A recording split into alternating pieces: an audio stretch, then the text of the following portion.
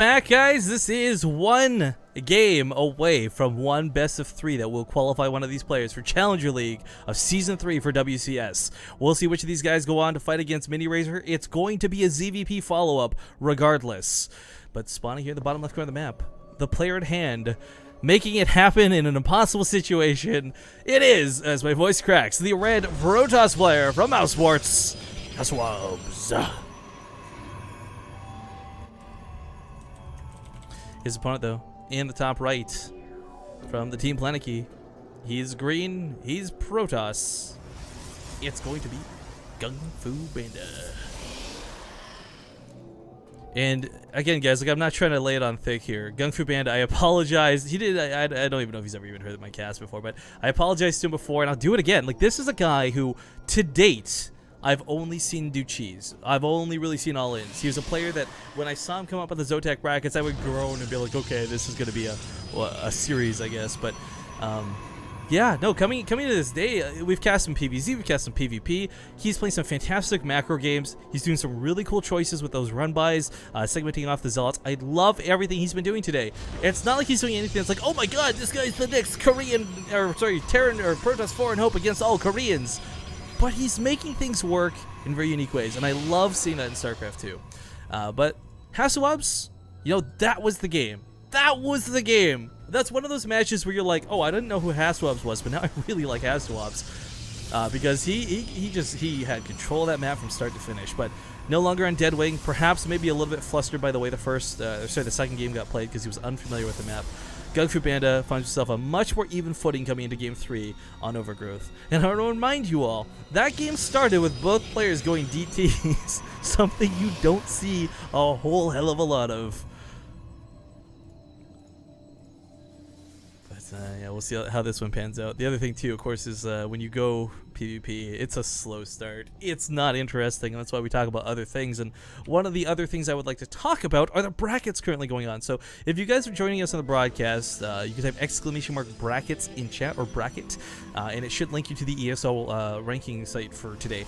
We have Koss, who just advanced over Xanster, waiting to fight against the winner of Sake versus Lambo King. We've got Mini Razor, of course, as I stated before, waiting to play the winner of this series. Showtime versus Targas of ZVP going on over there on the middle part of the brackets, and sort of versus Cyril, a ZVZ. Those two matches are qualifying matches, the last two I listed. So either a Zerg player, or a Protoss player will qualify for Season 3 WCS Challenger. Which ones, we'll have to wait and see. For now, though, Stargate starts up here for HasuObs. So if this is Oracles, I'm going to sit here very giddy and happy. If this is Phoenixes, I'll be pleasantly surprised. HasuObs has fantastic Oracle control. I can only imagine that translates over to Phoenixes. But Phoenixes, you know what? Phoenixes, you get me in control PvP, and we're probably going to see Phoenixes every single time. You give me HasuObs PvP, not likely going to be the case. Not from experience casting, at least. But again, it'd be a happy, very pleasant surprise if that ends up being what it is. But HasuObs looking for proxy pylons. He did this last game, and I really like this. This is what gave him that DT edge at the start, where the Mothership Core killed that pylon. You know, usually there's a proxy pylon throw down. Okay, sure, but it's usually not discovered is the thing. And we do have an Oracle coming out of HasuObs. So Gungfubanda, you know, with an Oracle, and Overcharge will wear it off. If it doesn't die the first time, it'll come back for round 2, and of course there won't be an Overcharge, but usually by then that's the time you needed to get Stalkers out. The one thing I kind of hope he focuses on, though, if he goes across the map right now, diving for the probes is always like your main goal, but if you see 2 sentries like this, 2 units that cost this much gas, target these down. Take these out right away. This is going to strip so much power away from the rest of the game. And we actually have a Phoenix follow-up. Oh, HasuObs. Oh, HasuObs, a man that I can't help but fall in love with. There's times too, guys, like where you have these players who are just good at the game. You know, Apollo, when he was on earlier, was talking about how it's easy to fall in love with the players. HasuObs is one of those guys. He doesn't do something crazy like Pig Baby. He doesn't go carriers in a random game and make 8 observers or anything quite so, I guess, signature. But he plays his race so well. He excels in all matchups, and PvP not really gonna be that big of a difference.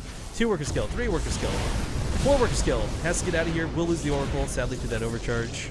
Not really worth it. But the Phoenix follow-up is something that, I mean, who expects this? I've never seen this. It's always Oracles into Stalkers, Oracles into Blink, Oracles into Robo for Immortals with that expansion. I've never cast a PvP personally where I've seen Phoenix be the direct follow-up, but I'm really excited to see how this plays out because Phoenix is already frustrating enough to deal with as is. We see a couple Stalkers still meandering in the mineral lines because he's expecting maybe perhaps another Oracle, but what he is going to scout with his hallucinated Phoenix are some real Phoenix, and this is a bit of a pain to deal with because oftentimes in PvP, I've played Phoenix versus Phoenix, guys. I've seen Phoenix versus Phoenix. If you're down a Phoenix, it just sucks. There's not a lot coming back from that.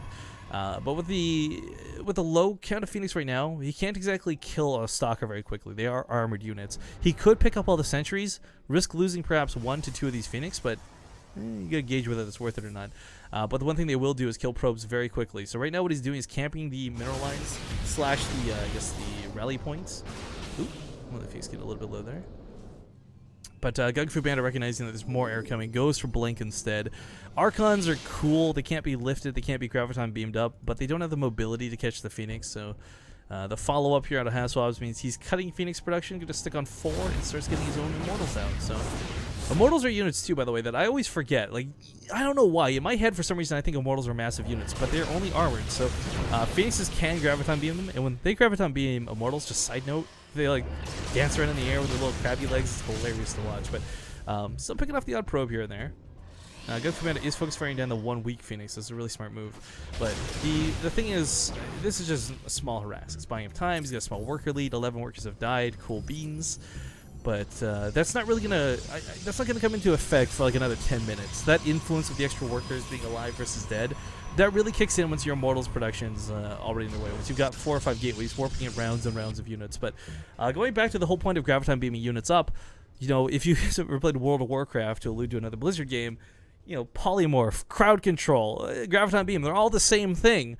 So if your opponent's got the same Stalkers as you, if your opponent's got the same Immortals as you, but they can't fight with 4 of their Immortals because you've graviton beamed each and every one of them, you wreck that Stalker count and you snowball out of control in that engagement very quickly. So not losing these Phoenix guys, it's kind of a joke, and we're kind of, haha, 1 HP hype, he got away. It's really important that he kept these alive. These are going to be huge influences on the big fight that comes in the middle of the game. And awkward is as awkward does. If these last to the late game, they will actually be somewhat effective against the Colossus. I don't know what time I've really seen that, but here we go. That's what I'm talking about. You graviton beam the Immortal. It looks so silly. It looks so stupid. If the Stalkers weren't here, he probably would have actually killed it. Hardened Shield does come into effect, but keep in mind, Phoenixes attack twice, and they don't hit too hard. So the Immortals actually lose their shields pretty rapidly. Picking off all the free units where he can. Sees the third coming down. Might respond with his own. Although this is a situation where... Okay, he is going to go for a third. I was going to say, this is a situation where he might be able to 2-base it and just try and all-in. But he knows his tournament life is on the line. There's no loser's bracket for Qualifier for WCS. So to risk an all-in like that would be very dangerous. And you don't want to be one win shy of 1 best of 3 to qualify and lose it to an all-in, especially when it's your own all-in. So for HasuObs to not do this to expand makes a lot of sense. I like it personally because it means we're going to get that late-game PvP. And I mean, late-game PvP, pew-pew, laser shows, rave, disco, whatever you want to call it, it's fun to watch. It's incredibly horrible to play, but it's fun to watch.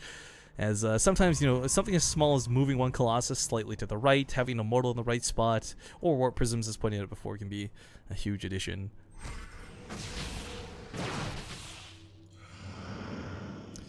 But just taking a short little breather as we wait for the game to move forward here. We do have weapon upgrades in the advantage of HasuObs. This was something that he did have last game until he got stripped away with the Forge dying, but I don't think that's going to happen again. This is another advantage to the Phoenix. I don't know if he made these specifically because he went to harass. Maybe he was a little bit worried about Warp Prism harass because that was a headache for him to deal with last time. But yeah, I don't know. They're going to pay off.